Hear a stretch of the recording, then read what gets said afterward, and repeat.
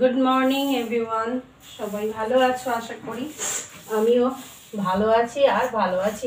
সর্দিতে পাগল হয়ে যাচ্ছে।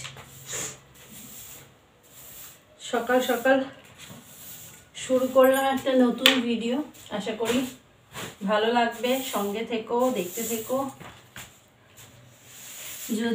যদি কেউ চ্যানেলে নতুন হয়ে থাকো, চ্যানেলটা সাবস্ক্রাইব করে পাশে থাকা বেল আইকনটা প্রেস করে দিও। তোমরা ভাবছো যে এখন মাথায় এসব গায়ে মাথায় চাদর দিয়েছে কেন, আমার ঠান্ডা লাগছে কেন, সেই জন্যে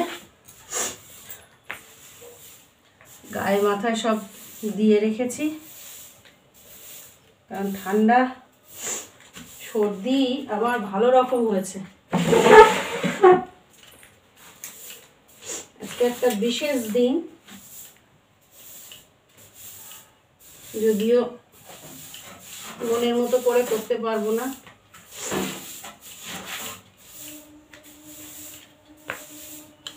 বিশেষ দিনটা কি বলো তো?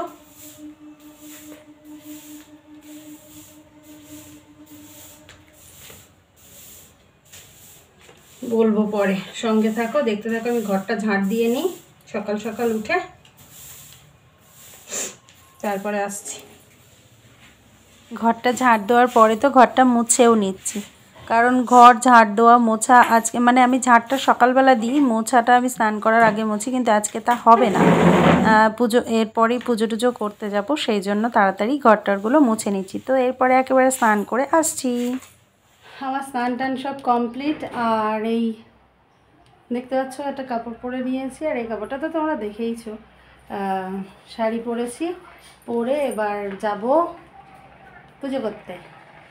আমার মা করছে, আর আমি বাসি কাজ টাজ সমস্ত কিছু করে নিলাম, নিয়ে একেবারে গুছিয়ে দুজনে মিলে ওখানে গিয়ে একসাথে কি করব, সেই জন্য আমি কাজ টাজগুলো গুছিয়ে নিলাম, নিয়ে এখন যাচ্ছি ঠাকুর ঘরে। সঙ্গে চলো।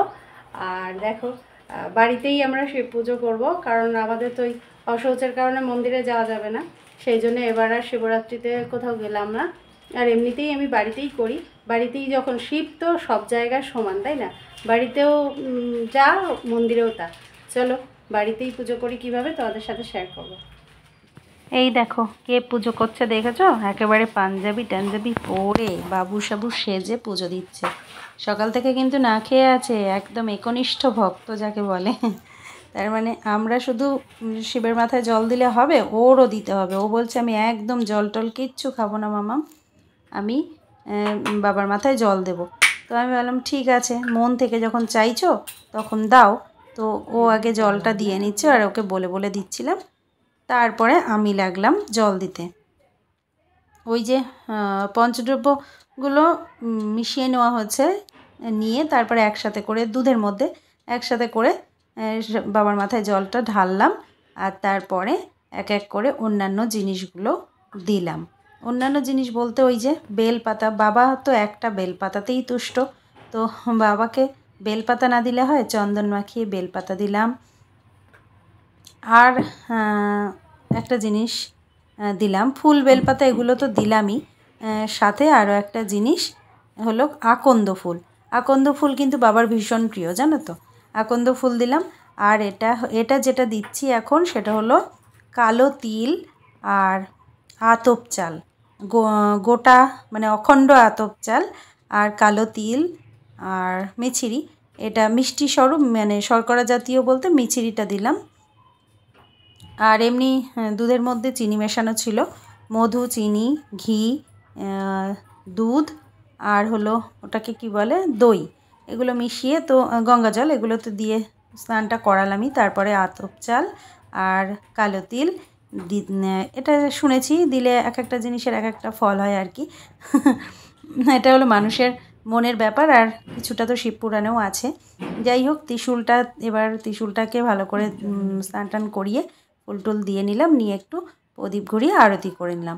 তো ব্যাস, আমার পুজো, ঘরের পুজো এভাবেই আমি সেরে নিলাম। এরপরে তো আবার নিজেদের কাজকর্মও আছে। তো বাবাকে এই যে স্নান করাতে পারলাম, এটা আমার অনেক ভালো লাগার একটা বিষয়। আর আমি তো, তোমরা জানোই আমি একটু শিবভক্ত, আমার ভালো লাগে। আমার সব কিছু যেন বাবার মধ্যেই সীমিত, এরকমই মনে হয়। যাই হোক, পুজোটা দিলাম। এবার আর আমরা যেতে পারিনি মন্দিরে, কারণ আমাদের ওই অশৌচ, আগেই বলেছি তোমাদের, অশৌচ বলতে 1 বছর মতো আমরা তো মন্দিরে পুজো দিতে পারবো না। আর আমার ঘরে এই একটা শিব ঠাকুর আছে, আমি সেখানে মালা দিই। বিশেষ বিশেষ দিনেই দেওয়া হয়, কারণ অতটাও ওপরে উঠে অতটা রোজ রোজ দেওয়া হয় না। তো একটা আকন্দ ফুল আর বেলপাতা দিয়ে মা মালা গেঁথে দিয়েছে। আকন্দ ফুলগুলোও মাই এনেছে। মায়ের স্কুলের কাছাকাছি একটা গাছ আছে নাকি বড়, সেখান থেকে নিয়ে এসে মা সকালবেলা, আমি বাসি কাজকর্মগুলো করছিলাম আর মা ঠাকুরের গোছানোগুলো করছিল। তো ফুল টুল গোছানো, মালা গাঁথা এসব করছিল। তো ঘরেও একটা মালা দিয়ে নিলাম আর আমার মনটা বেশ ফুরফুরে হয়ে গেল। আমি খুব খুশি। বাবার এখানে মুছে টুছে মালা টালা দিয়ে নিলাম। এবার আসছি অন্য কিছু নিয়ে। পুজো টুজো দিয়ে এসে খাচ্ছি সুজি আর এটা নাকি মিষ্টি একটু কম হয়েছে। সুজি আর রুটি আমি খাচ্ছি, দেখো কিসের ছোট্ট কড়াইতে, যাতে বানিয়েছিলাম তাতেই খাচ্ছি। এই তো মাছ দিয়েই হবে, সেই জন্য। তারপরে যাবো রান্নাবান্না করতে। এই নিরামিষ রান্না হবে, এমনি তো উপোস থাকছি না, নিরামিষই খাওয়া দাওয়া হবে।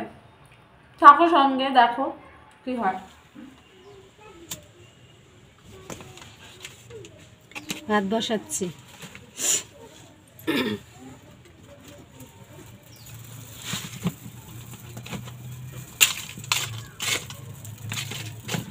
সবে স্টিম ইঞ্জিন শুরু করলাম।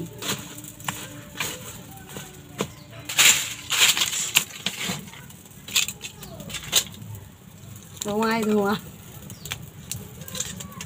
ওদিক থেকে খেয়ে দিয়ে এসে স্টার্ট দিলাম, ভাত বসিয়ে দিলাম। আর মা করছে ওইখানে রান্না গ্যাসে, দুদিকে দুজনে, মানে আমি এদিকে ভাতটা করছি আর ওদিকে মা গ্যাসে করছে। তাহলে কী হবে, তাড়াতাড়ি হবে, কারণ অনেকটা দেরি হয়ে গেছে পুজো টুজো করতে গিয়ে।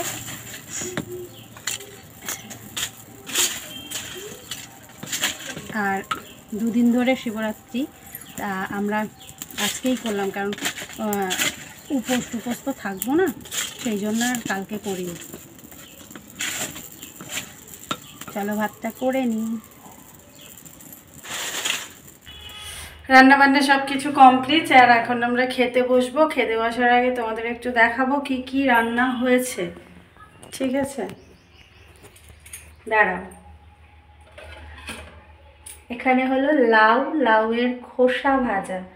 খেয়েছো কোনোদিন লাউয়ের খোসা ভাজা? খেতে কিন্তু দুর্দান্ত লাগে, দুর্দান্ত, মানে জাস্ট কোনো কথা হবে না, এত সুন্দরই লাগে। এটা হলো ওই যে দানা কলা আছে না, বিচি কলা বলে, বিচি কলার তরকারি, আমার মায়ের খুব পছন্দ। আর এখানে হলো লাউয়ের ঘন্ট, নিরামিষ, সবটাই নিরামিষ, বড়ি দিয়ে আলু দিয়ে করেছে লাউয়ের ঘন্ট। আর এদিকে আছে ভাত।